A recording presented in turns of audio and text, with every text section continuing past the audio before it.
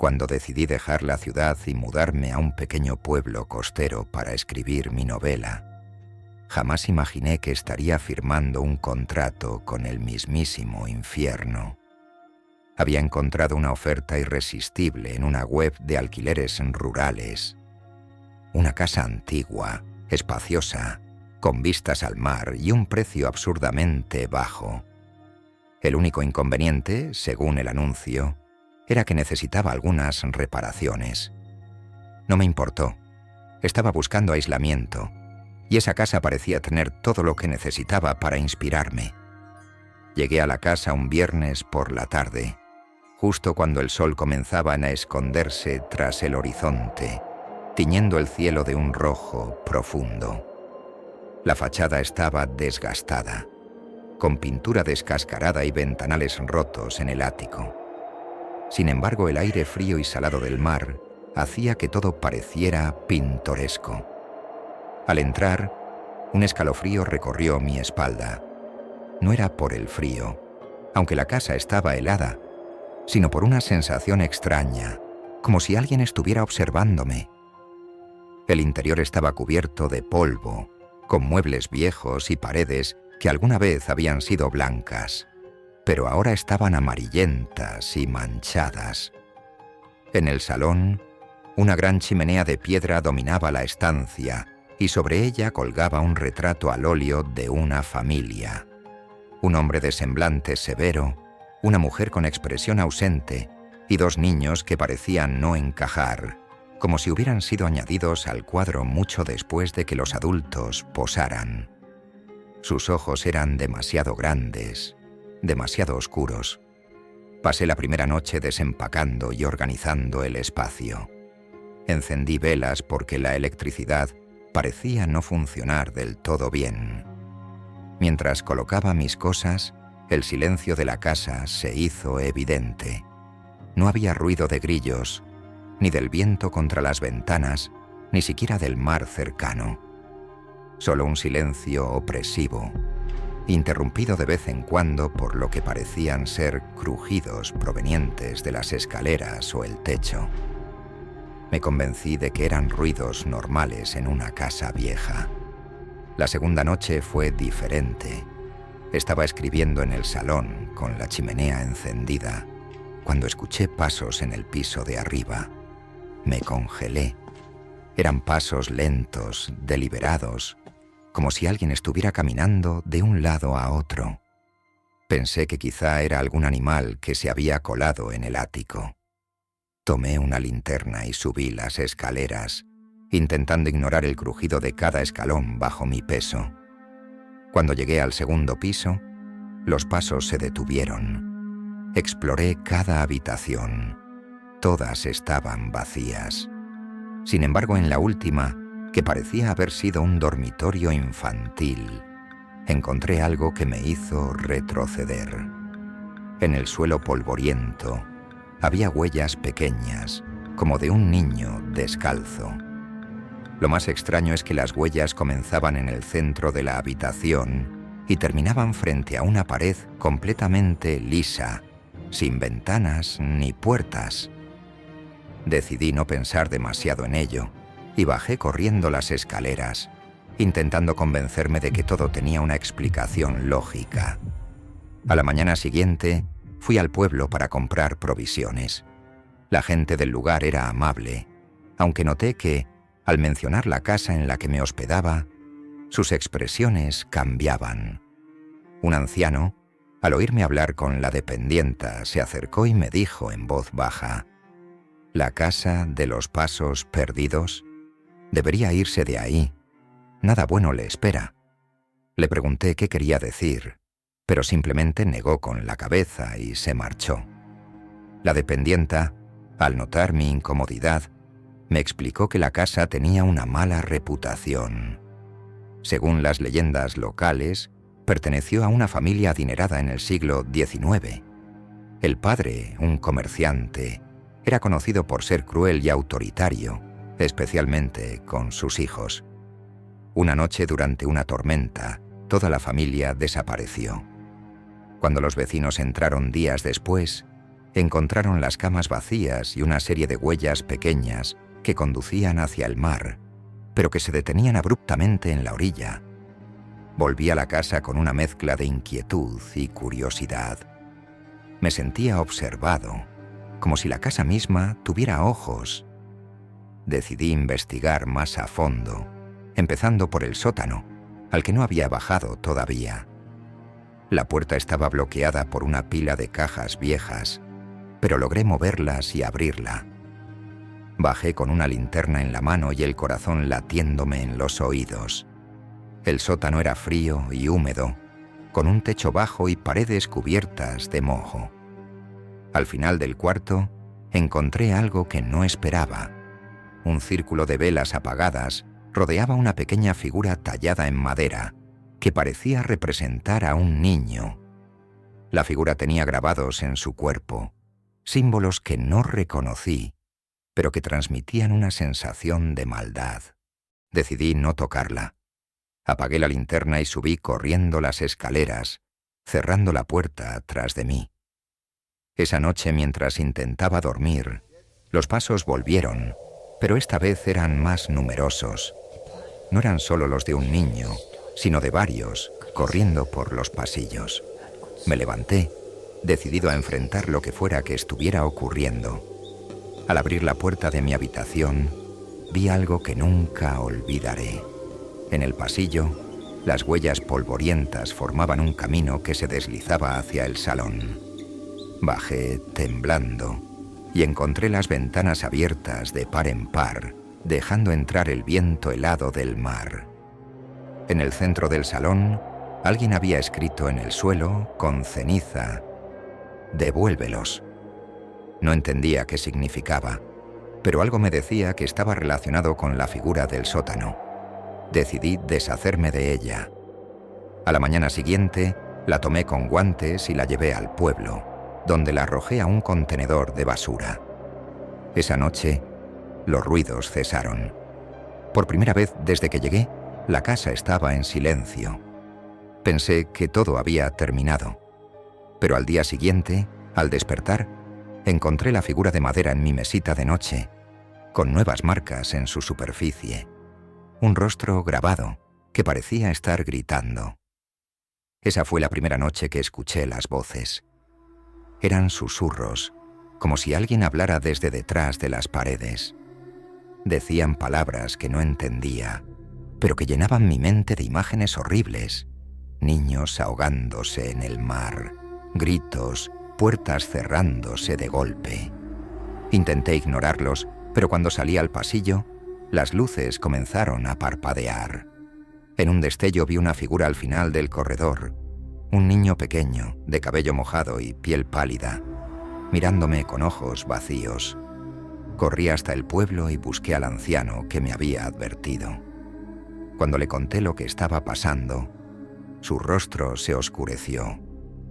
Hizo mal en tocarla.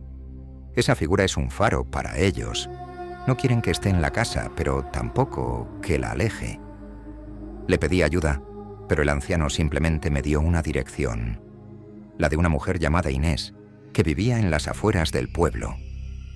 Inés era una especie de curandera, y cuando le expliqué lo que ocurría, me dijo que la casa estaba atrapada en un ciclo.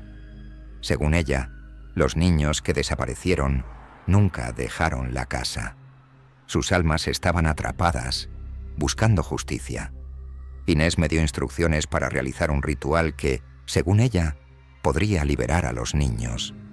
Esa noche en el salón, rodeado de velas, recité las palabras que ella me había dado. Durante el ritual, sentí que la temperatura bajaba aún más y las sombras en las paredes comenzaron a moverse. Cuando terminé, un silencio absoluto llenó la casa.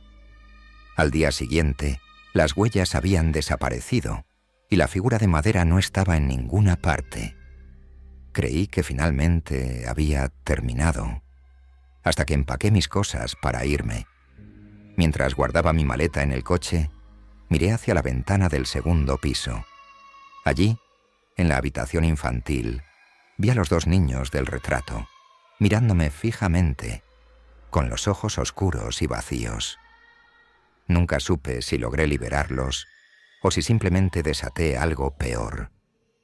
Dejé la casa atrás, pero a veces, en las noches más silenciosas, todavía siento pasos detrás de mí. Todo comenzó con una carta.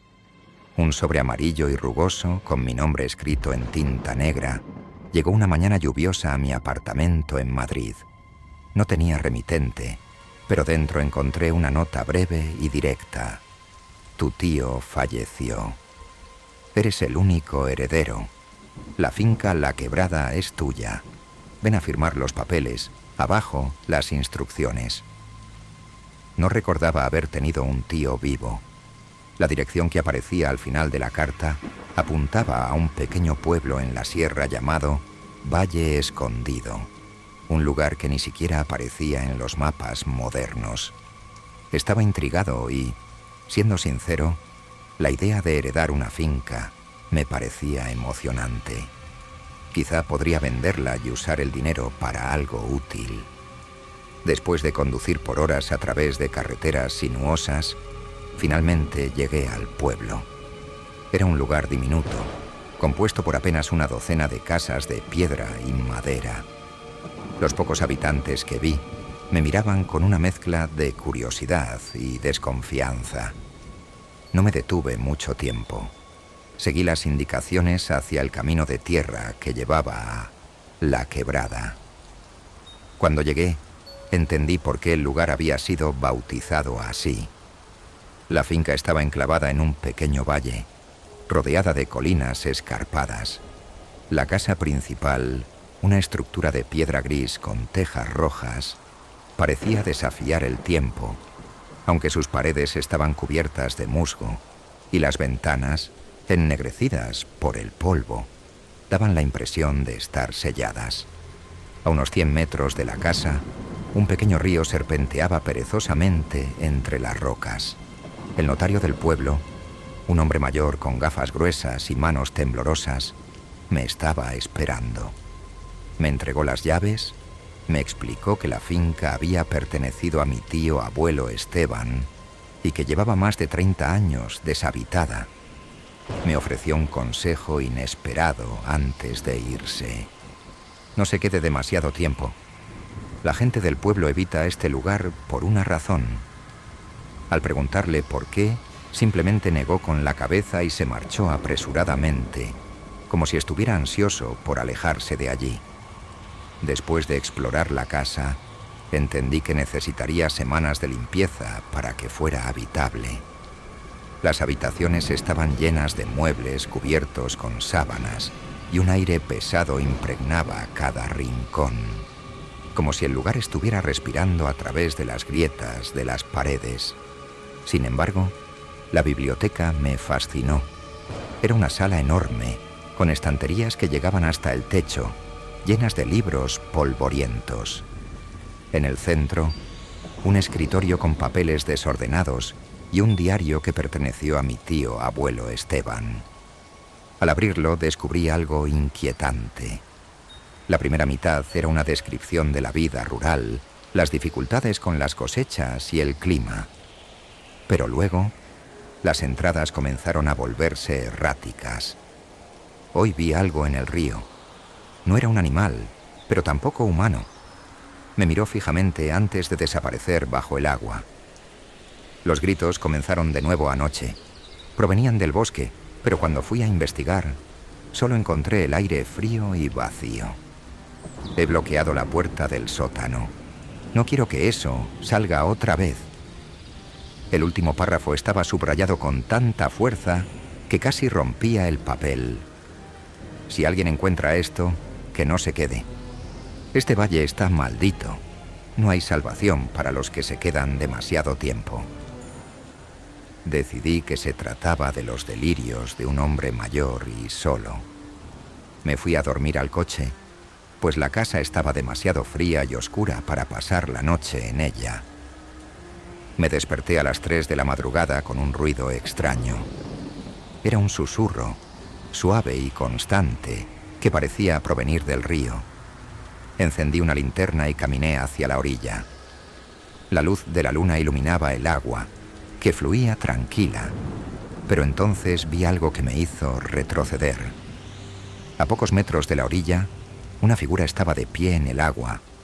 Era un hombre, o al menos parecía uno, pero su cuerpo era pálido, casi translúcido, y sus ojos no tenían iris, solo eran dos pozos negros.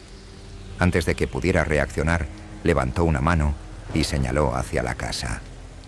Corrí de vuelta, encerrándome en el coche, donde pasé el resto de la noche con el corazón latiéndome a toda velocidad. A la mañana siguiente, decidí investigar. Recordé la mención al sótano en el diario de mi tío.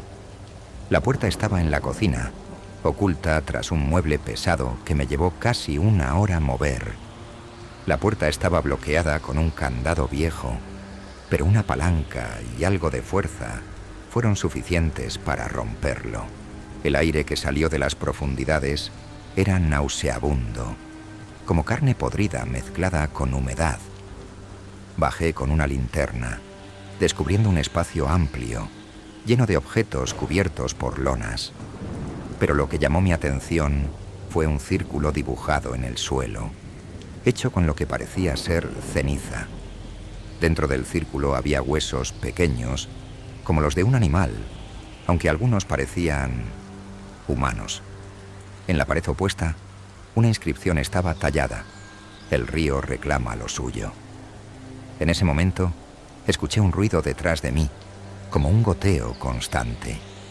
Cuando giré la linterna, vi que del techo caía agua, formando un charco en el suelo. Pero no era agua corriente.